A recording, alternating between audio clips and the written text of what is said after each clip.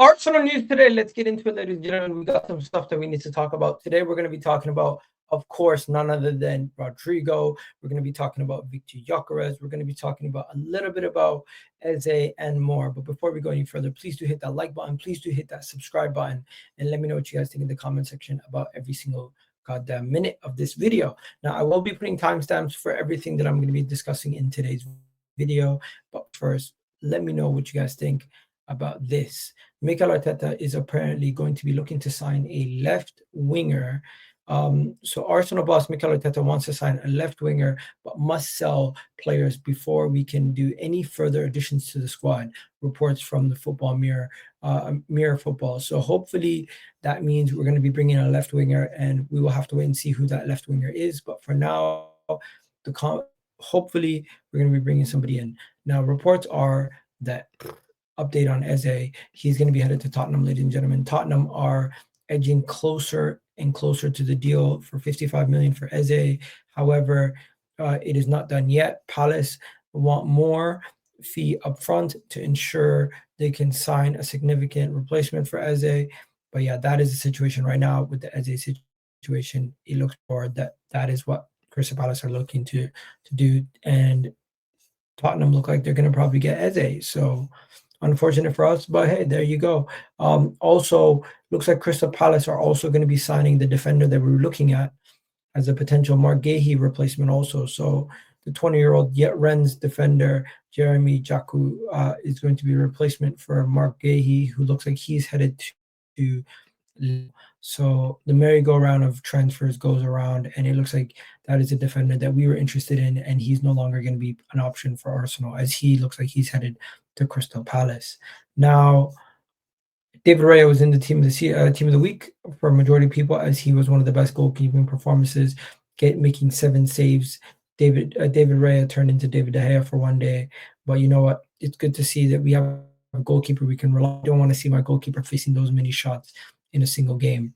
Now, the refereeing decisions happened all weekend, some crazy decisions, but I thought yesterday's decision for Everton was ridiculous. They gave this as a handball. It literally hits in between his shirt and his arm, and they still gave it as a handball, as they deemed it. He leaned in and it was a handball. Never a penalty in my opinion, but yeah, we now see it being given. Next thing that we need to discuss is, of course, there is more and more stuff that we need to discuss every single day about Arsenal Football Club.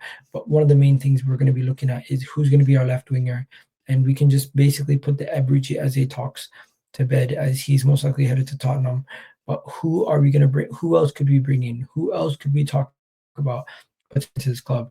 And how are we going to free up the funds for the said person to come in? Well, there seems to be a player that we could be selling, a couple players we could be selling. And one of them is none other than Leandro Trossard. We already know about that. But we also have Fabio Vieira and Kiwoir, who we could also be getting rid of. So before we go any further, I'm going to be showing you guys a couple of guys that we are potentially on the chopping block to be sold. Let me know if you would sell them and how much you would sell them for in the comment section. Now, the first person, of course, is going to be none other than Kiwoir. Reports are that Kiwoir could be headed to Porto, AC Milan. There is a couple clubs that are interested in Kiwoir, and the clubs that are interested in Kiwoir are not looking to give us too much money. So this is the report right here. Kiwoir could leave Arsenal after missing out on the matchday squad versus Manchester United. Porto are offering about 27 million euros, which is 7 million in loan fees and 20 million in obligation to buy. Personally, I would need more than that. But if Arsenal are going to sell him, that's money we can reinvest into the club. So it would be beneficial in the short term.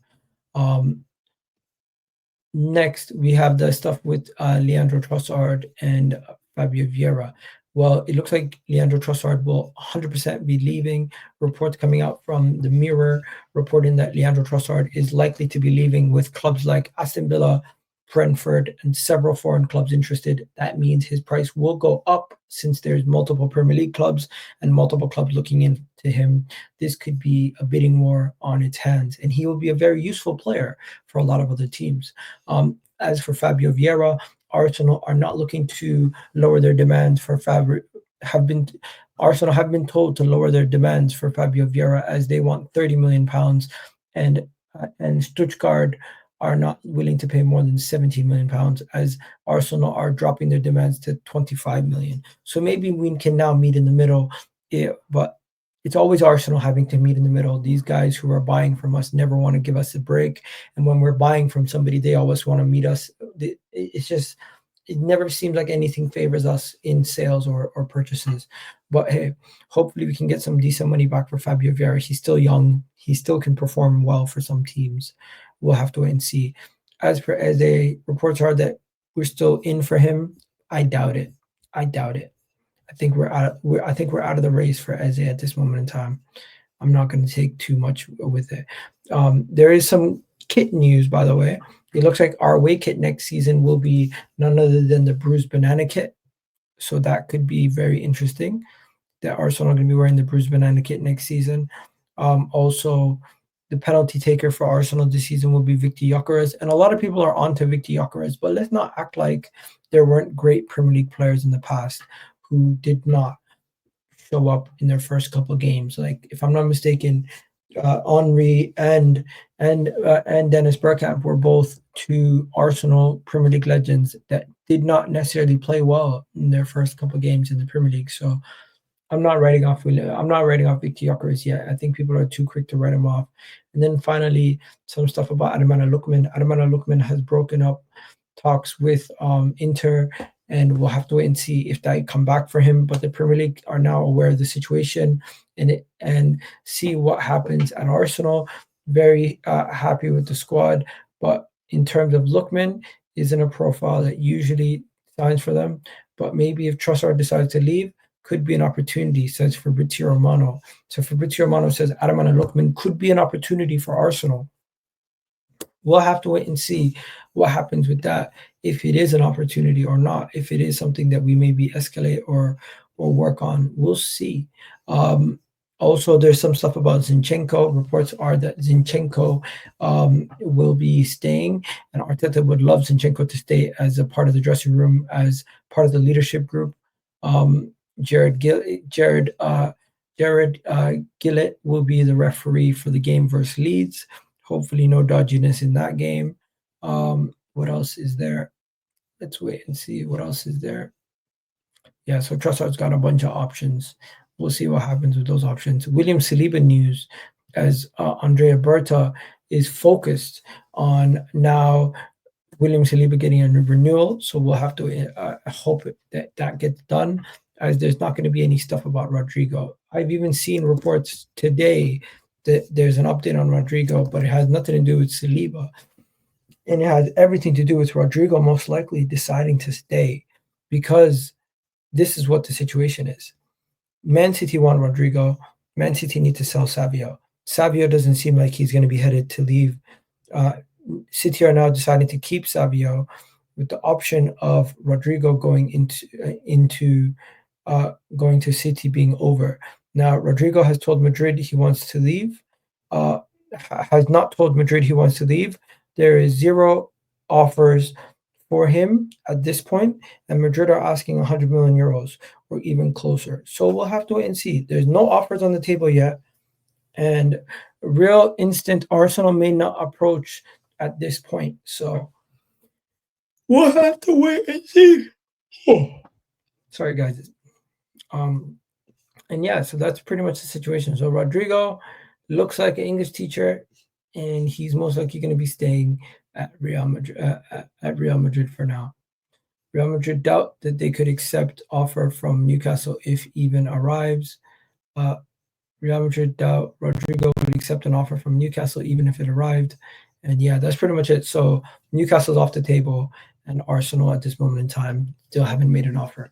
So we'll have to wait and see what happens, ladies and gentlemen. It does look like the transfer window is slowing down a little bit for Arsenal. Hopefully it picks back up before the end of the window. Hopefully we start making some sales. Hopefully we start doing things our way. But yeah, that's it for now. I'll leave you guys be. Hopefully you guys enjoyed this video. Give you guys the latest updates as much as I can. And yeah, catch you guys in the next one. Love for the love. And wait, there's one more thing. I forgot one more thing. Where is it? This is what I wanted to discuss. You guys need to talk to me about. We need to talk about a certain referee. This is what we need to talk about right here. No thanks. So there are some refereeing decisions that happened on the weekend that a lot of people are upset about. Let me just clear up my thoughts on some of these. So the first one is Zubimendi getting hit in the throat. Where is it?